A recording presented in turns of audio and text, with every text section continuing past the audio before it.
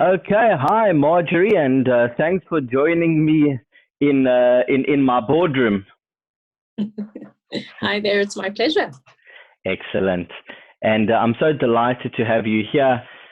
I think that these days, even though people are far apart, what I'm finding is that the connections are a lot warmer than they were when we could see people face to face, and so it's nice to share a moment with you. Thank you. It's nice to connect with you too. Thank you.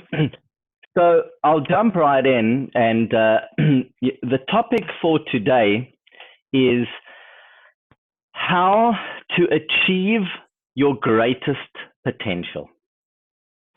Broad topic. Thank you. Now, besides for like 5,000 push-ups every morning, which would get you into the Guinness World Records, but wouldn't serve the purpose of really achieving your potential. So I guess the first question is, what is it like to be in possibly one of the most exclusive clubs in the world, the Actuary Club,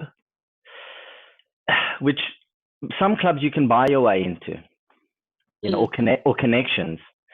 But this is a very exclusive club. Now, to get to that point, you had to have achieved your greatest potential. So please just share with me a little bit about that fellowship.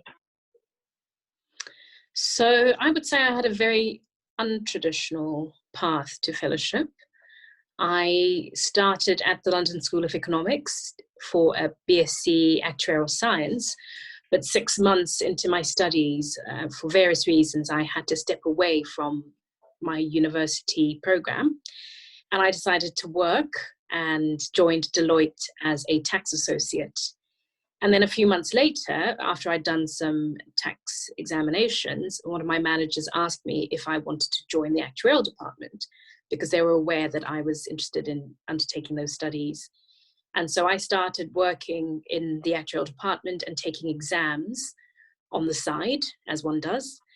So I qualified without going to university. It was a tough slog at that young age, trying to juggle work and professional exams, trying to get relevant experience, also trying to hustle to climb the corporate ladder. So my fellowship is very precious to me for that reason. Now, I've had conversations with actuaries for many years about juggling the study time off versus work responsibilities balance. And so what is it in those moments at 11 o'clock at night that allow you to do that extra hour, or that 5:30 till 6:30 in the morning? What does one tap into the vision of where you want to go to be able to push through those moments? Because I think that's the difference between those who excel exceptionally and those who do well. So I'm definitely a morning person, and my studies were before the office because I found that my job took most of my daytime hours. So I would get up at something like 4 in the morning and do a few hours and then get ready for work and start the working day. Sometimes I would actually get up early and go to the office and start from there. Miss the traffic. But I think that, yes, exactly. You have to focus on what it is you think you're setting up for your life. And at the time, I had no idea, to be perfectly honest, what kind of work I would do once I qualified. But my eyes were fixed on this goal. It was this thing that wouldn't elude me. It was a journey I'd begun, and therefore I had to finish. And I have to say there were times where I thought, I'm not sure if I'm up for this. But I persevered, and in the end, it was all okay. It's remarkable. It's remarkable. I think every actuary that I've dealt with is a universe in and of themselves. When they walk into the room with their group of friends, they are the actuary in the room. It's very, very special. But at the same time, there's a lot of dedication, sacrifice that goes with that responsibility and that desire to get to that point. It's possibly one of the most credible institutions in the world is the Actuary Institution. And and very, very important in keeping people safe. I mean, there's so many different sectors. We can go on for a long time. Okay, so I'll go on to another issue, another topic that I think is important and topical, and it'll be nice to get your take. It's a tricky question to answer, but at the same time practical. So what are your views on the synergies with Insurtech and traditional insurance? So on the one side, you've got Insurtech, which is we can do things more efficiently. Okay. Mm-hmm. And then you've got traditional insurance, which has a variation of that as well. We can do things more efficiently to how we've done it, but it's more about you're cutting corners, you'll pay later, to the Insurtech. So I guess the main question is, very importantly, why an Insurtech must include actuaries in their business? Oh, great question. So I would say that as actuaries who've practiced in this sector, we have a great deal of expertise and an deep understanding of the domain. So anyone who wants to set up an insurance company, I guess, has to go back to the fundamentals of what is insurance trying to do, and how does one create a business model that in the end is profitable while being innovative. And I think that to have actuaries work out how to mesh those two things together is quite a valuable skill. I'm not proposing for a moment that actuaries are the cutting edge of innovation. Some of them are, some of them are not. But I think that combination of skills and that collaboration of understanding what customers need, how best to get it to them, how to determine in the background the mechanics that make this work, and the commerce that underlies it, are skills that actuaries have. Absolutely. And, just to set up who I am and who you are. So you're a past president of the Institute of Actuaries in the UK. You can't get more like peaking than that. And we have a business on our side called Virtual Actuary, which is a full turnkey consultancy. And our vision is actuaries consulting from home in virtual and augmented reality. Now, it seemed ridiculous at the time, 2.5 years ago when we started, but now it just obviously makes perfect sense. Quite often we get approached. It's not our main clientele. Our main clients are obviously your big insurers and your reinsurers and your banks and your investment houses and so on, pension funds and so on. But we definitely are an Insurtech, FinTech, health tech, prop tech factory. Because in essence, what will happen is these, and you need certain types of actuaries, of course, they will come to us and say, we've gotten to a certain point with our model, which, and we've realized we need an actuary, or, we need to now, do we open up as a cell, or how can we take on more risk, or can we apply for a license? So, I think really the world that we're in at the moment is for the actuaries moving forward. I think that all industries evolve, and I think the actuarial industry evolves, and I think it's very important for these new types of businesses to really include the actuaries, because if they just want to be brokerage businesses and have the big insurers underwrite them, that's okay as well. But that's not them becoming insurers themselves or banks themselves. But there will come a point where they will need teams of actuaries. So it's just nice to know sort of, where we're headed and where the industry is headed as well. Okay, so another question that I wanted to ask and get your views on are responsibility, just in general. This is really about achieving your greatest potential, is responsibility. Okay. So I've got here, please tell me why you wanted the responsibility of stepping up to the plate to be the president of the Institute of Actuaries. Okay, and what were you hoping to achieve? So not everybody wants responsibility, but why did you want that responsibility, and what were you hoping to achieve? Oh, tough question. So I believe that things come when they're meant to come. And I wasn't seeking the opportunity to become the president at the time that it arrived. I was nominated for the position, and I then embraced it by stepping up and, I guess, taking up the nomination and campaigning and subsequently becoming president. And at the time, I didn't see it as a huge responsibility per se. I saw it as a huge honor to be able to serve my profession in that way, to be able to lead and to share a different perspective on what I believe the actual profession should look like in future. I was particularly pleased to be able to interact with so many members from around the world, and in some small way to be able to put African members on the map as well. So I was the first president of the Institute and Faculty of Actuaries to be based outside of the UK, the first to be based in Africa. And for me, it was a hugely rewarding experience, and one that I'm deeply grateful for. Unbelievable. I think that in South Africa, particularly as well, to add to what you're saying, the Actuarial Society of South Africa has kept standards so high, and you know, really just have done us all so proud as South African actuaries, or just African actuaries, that when interacting with the US companies or European or Asian companies, as soon as they talk about South African actuaries or African actuaries, they just think to themselves, you know, amazing. So it's quality. Yeah. Quality. So it's a huge thing.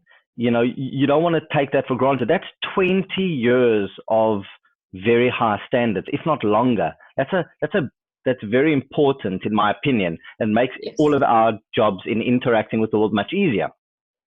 So here's really just a vision, as well as a redirecting. Okay. So there's two parts to this. Number one is for those entering the industry, the youngsters. Okay. What would you say to the youngsters now entering the industry? Because it's slightly different from 10 years ago, or, you know, different types of, you know, companies. And what would you say to the youngsters, the actuarial students now entering the market, or even those with 2-3 years of experience, you know, where they're moving around from different jobs? They want to be entrepreneurial. Well, hold on a second. So that's the first thing.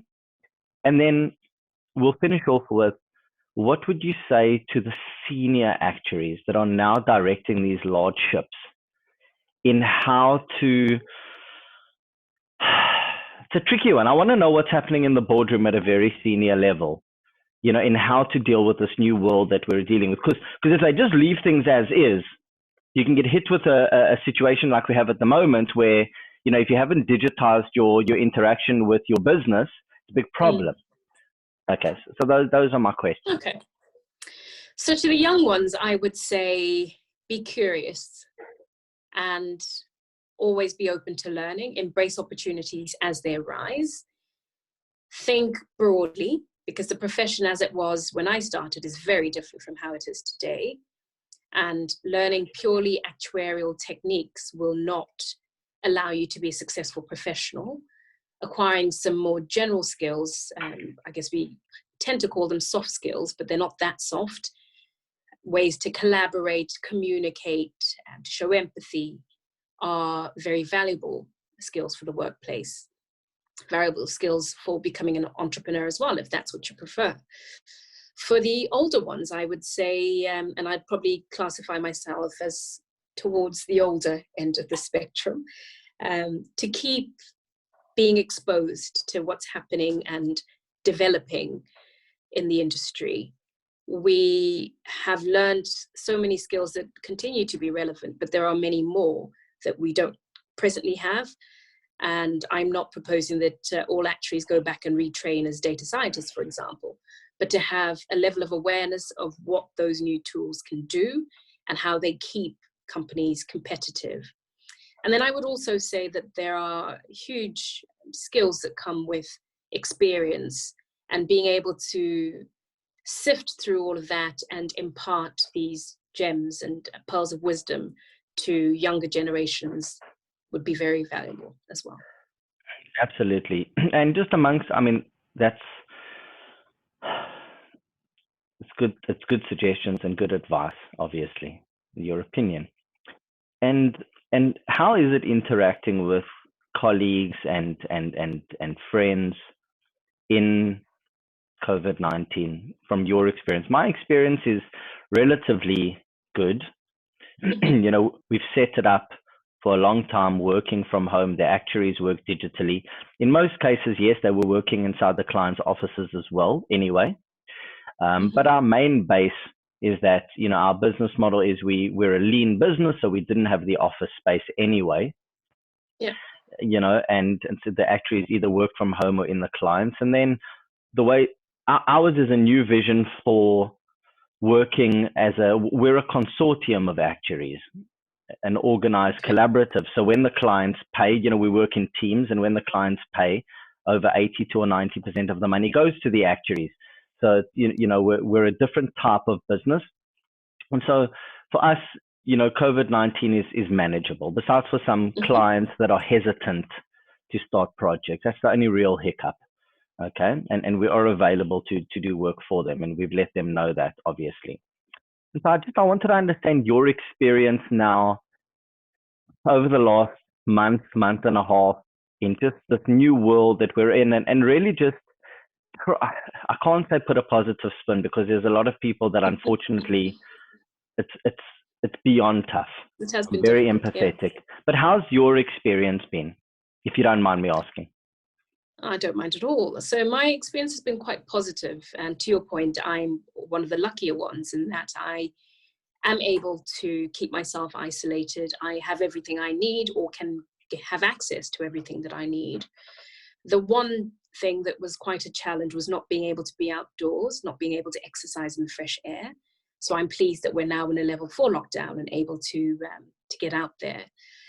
I found in the first few days the lack of human interaction quite a challenge, but over time it became normal to interact virtually.